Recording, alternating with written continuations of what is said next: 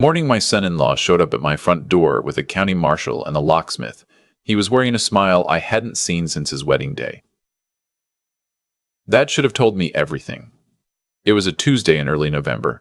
I remember because the oak tree in my front yard had just dropped most of its leaves overnight, and I'd been thinking I needed to rake before the rain came in. I was in the kitchen, second cup of coffee, reading the news on my tablet the way I do every morning, when I heard the knock. Not a polite knock. The kind of knock that says whoever is on the other side already owns what's behind the door. I set my cup down slowly. 63 years old, 2 replaced knees, and I still don't like being rushed. I walked to the door and opened it. My son-in-law. I'll call him by what he was to me, not by his name. Because frankly, he stopped deserving a name the moment I saw what he was holding. Stood on my porch in a sport coat I'd never seen before. Beside him was a man in a Brown County uniform and another man carrying a bag of tools. Behind all 3 of them, parked on the street, was my daughter's car. She was sitting in the passenger seat. I could see her through the windshield. She didn't get out. She just watched. My son-in-law held up a folded document and said, "We're real sorry about this, Walter." He didn't sound sorry. He sounded like a man who had practiced sounding sorry in front of a mirror and stopped caring halfway through. The property transfer was finalized last week. This is official notice. I looked at the marshal. The marshal looked at his clipboard. He was young, maybe 30, and he had the uncomfortable expression of someone who suspected he'd been handed a bad situation but hadn't figured out exactly why yet. I said, "May I see that document, please?" Not a question. A statement. My son-in-law noticed the difference. His smile shifted slightly. He handed it to me. I read the first paragraph. Then I read it again. Then I looked up at the marshal and asked him one question. Just one. Are you aware that the signature on this power of attorney was witnessed by a notary who retired and surrendered her commission 14 months ago? The marshal's pen stopped moving.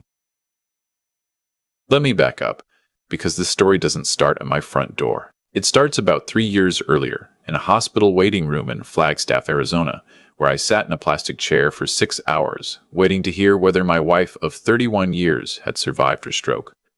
She had.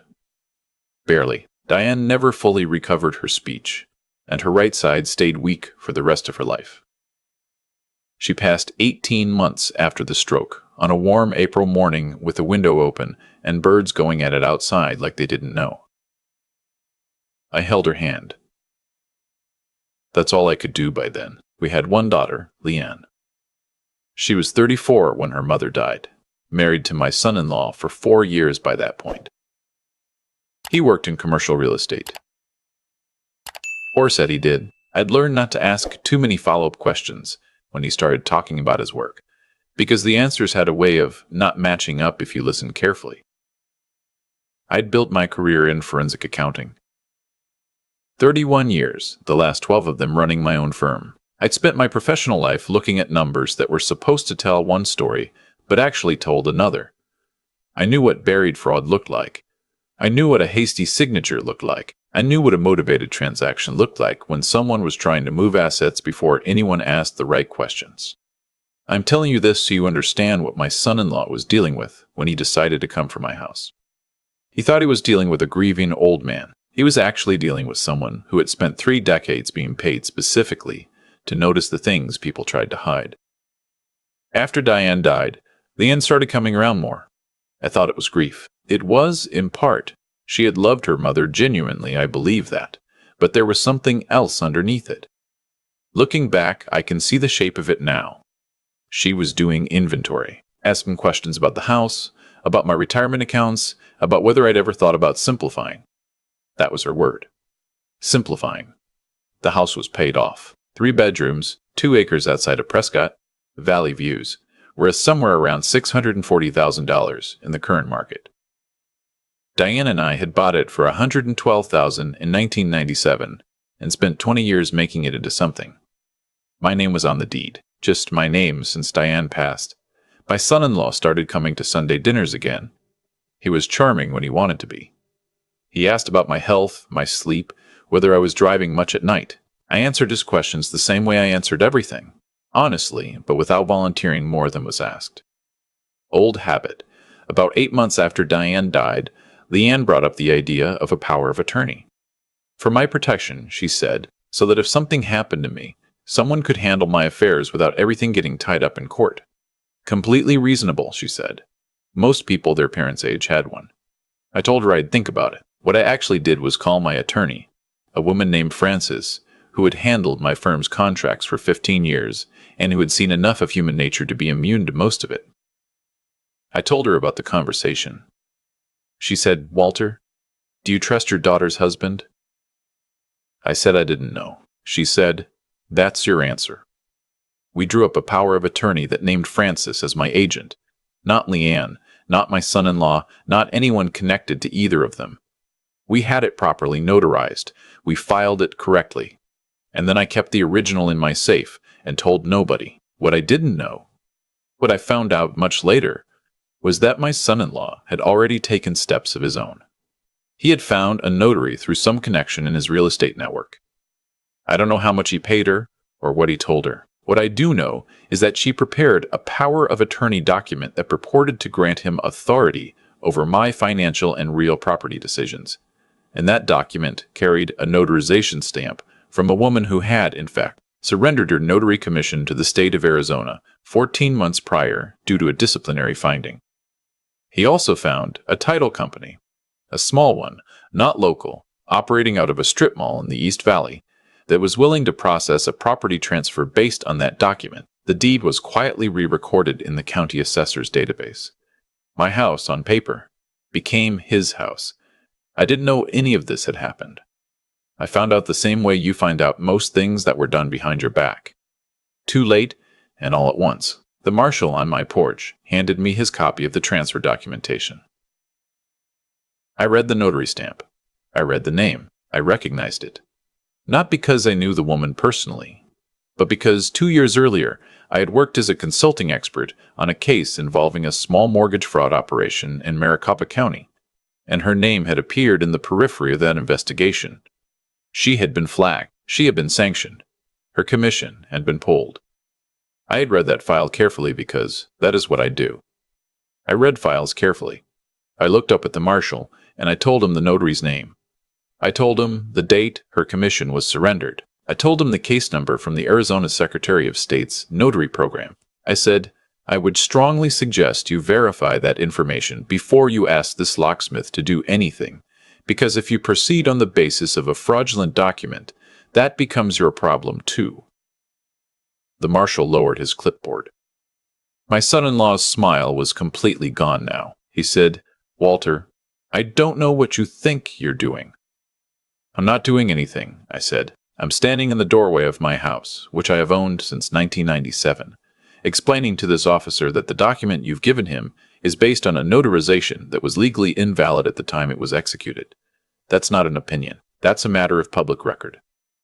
I went inside, got my phone, and called Frances.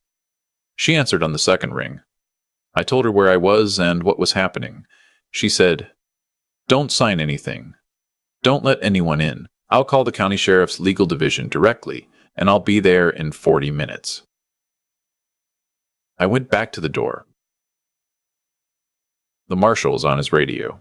My son-in-law was standing on my porch looking at me the way men look at something they thought they understood and suddenly don't. The locksmith had put his bag down on the porch railing and was leaning against his truck, clearly hoping this would resolve itself without him. Across the street, my daughter finally got out of the car. She walked up the driveway slowly, not meeting my eyes. She stopped a few feet behind her husband. She said, "Dad." I said, "Not right now, Leanne." She stopped talking. Frances arrived in 38 minutes.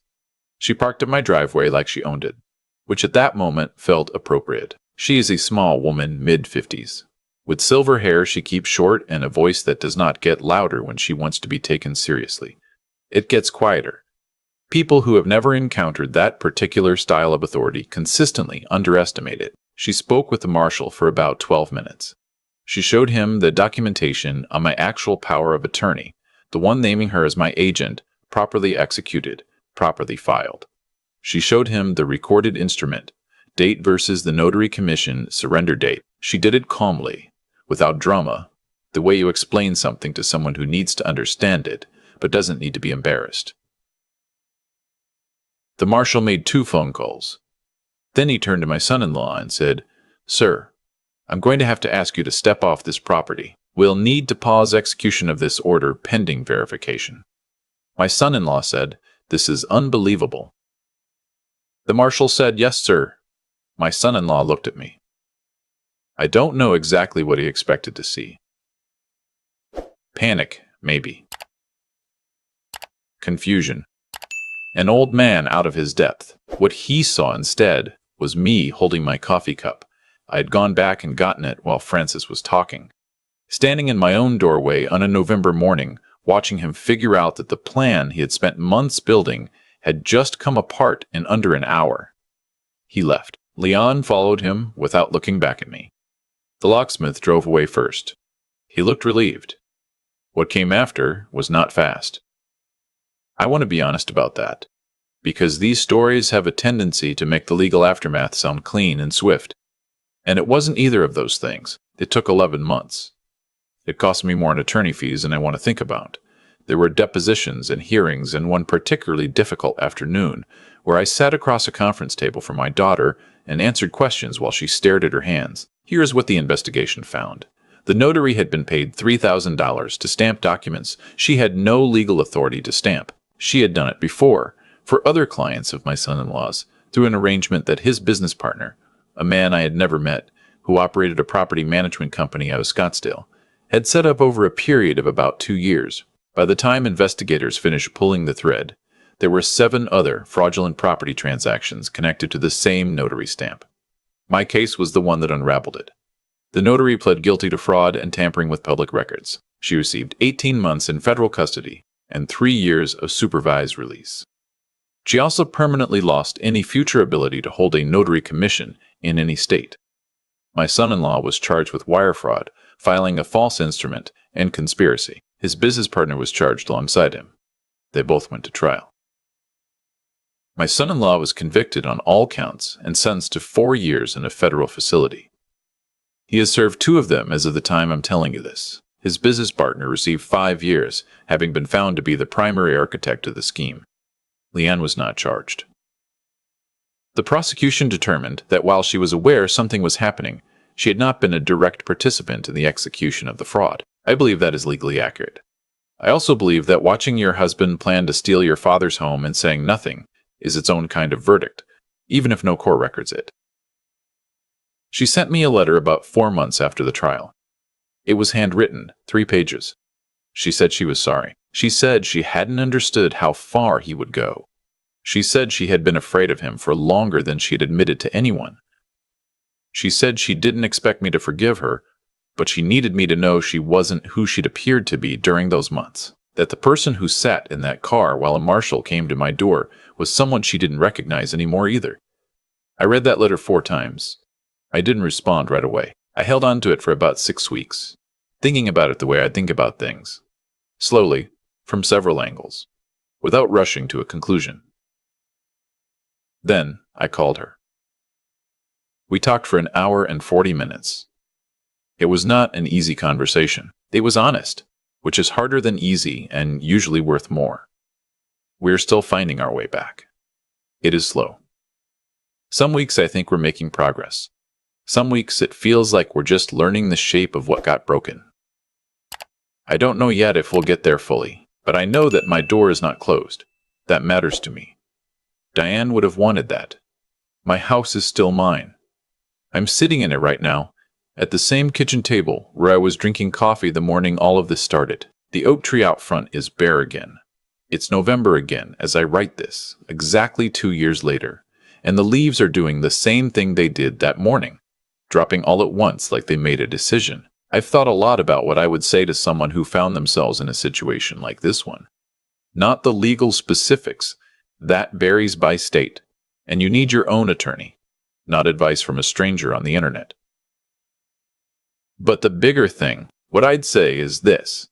People who try to take advantage of grief are counting on the grief to make you smaller, to make you less than you are.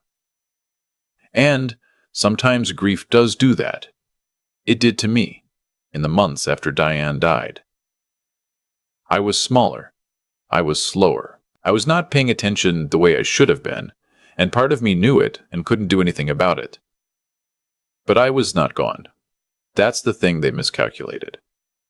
You can be diminished by loss and still retain the essential things. The knowledge of who you are, the understanding of how the world works. The ability to look at a document, even on a hard morning, even standing in your doorway not fully awake yet, and read it carefully enough to find the one detail that changes everything. The detail, in my case, was 14 months. The distance between when that notary stamp was valid and when it was used. 14 months is not a rounding error. It is not an oversight. It is the length of time someone was willing to bet I wouldn't notice. They were wrong. I have been a forensic accountant for 31 years. I notice things. I always notice things. I notice the numbers that are almost right, but not quite. The signatures that slant differently on page 1 than on page 3. The dates that don't line up if you check them against the public record. The smiles that appear too quickly and vanish too slowly. My son-in-law was not a subtle man. He was a confident one, which is different, and confidence without competence is just a louder way to be wrong. I finished my coffee that morning after Francis left. I raked the leaves in the afternoon. The rain came in around 6 o'clock, the way the forecast said it would, and I stood on my porch for a little while and watched it come down, and thought about Diane, and thought about Leanne, and thought about what it means to build something over a lifetime, and what it costs to defend it, and whether the cost is worth it. It is, in case you're wondering. Every single time it is. I've turned this whole thing over in my mind more times than I can count. Not the legal parts. Those are done, recorded, finished. I mean the human parts. The part where my own daughter sat in the car and watched a Marshal come to my door. The part where my son-in-law stood on my porch in a sport coat he'd bought with borrowed confidence and handed me a document he thought I wouldn't understand. What I keep coming back to is this. He made a decision about who I was before he ever really looked at me. He saw a widower in his 60s. He saw grief. He saw a house worth more than $600,000, and the man he assumed wouldn't fight hard enough to keep it. He built an entire plan around that assumption. And the assumption was wrong in every direction. That's what happens when you let arrogance do your thinking for you. You stop seeing the actual person in front of you and start seeing the person you need them to be for your plan to work. My son-in-law needed me to be diminished, so that's what he saw. He stopped looking after that. I spent 31 years in forensic accounting because I never stopped looking. Not at the numbers, not at the documents, not at the people handing them to me. That habit didn't leave me when Diane died. Grief slowed me down. It didn't blind me. There's a difference. And he never understood it.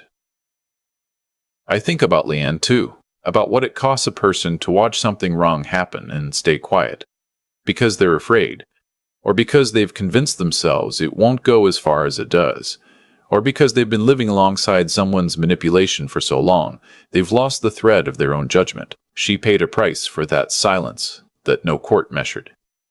She knows it. The letter she sent me made that clear. What I want to say, and I mean this plainly, without any performance, is that integrity is not a value you can store somewhere and retrieve when you need it. It's a practice. It's reading the document, even when you're not fully awake. It's calling your attorney before you sign anything, before you agree to anything, before you let someone else's urgency become your emergency. It's keeping records. It's asking the one question that makes the other person's face change, and resilience. Real resilience is not the dramatic kind. It's not shouting back across the street. It's standing in your own doorway with your coffee cup and your 31 years of knowing how fraud works, and simply refusing to be smaller than you are just because someone needs you to be. My son-in-law is serving 4 years in a federal facility right now. Not because I wanted revenge. Because he built something on a false foundation, and false foundations don't hold. That's not a philosophy. That's just how weight works. Diane used to say that people reveal themselves when the stakes are high enough. She was right about that, the way she was right about most things. The stakes got very high. Everyone revealed themselves. My son-in-law, his partner, the notary, Leanne, Francis, the young Marshal who had the integrity to pause when the facts stopped adding up, and me. I revealed myself too. Still here. Still in my kitchen. Still reading carefully. That's all I ever was. Turns